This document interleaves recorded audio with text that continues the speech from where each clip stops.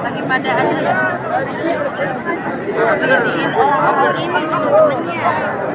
Pintu bu, pintu ya udah gitu cuma masuk lagi. Kita hajar apa tuh? Sono.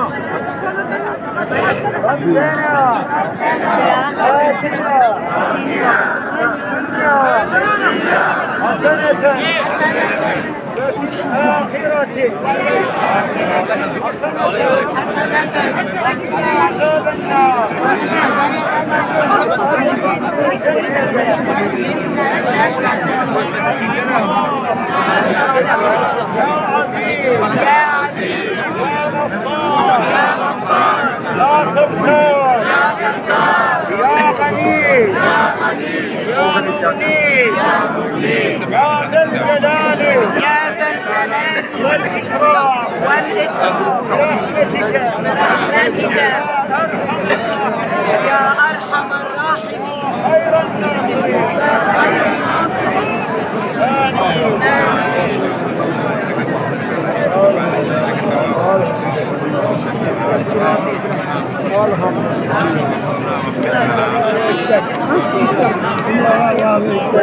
بسم الله الله أكبر بسم الله الله أكبر Doğamanı tasdik ederek sana verdiğimiz çocuklara bunu sünnet uyarak sayın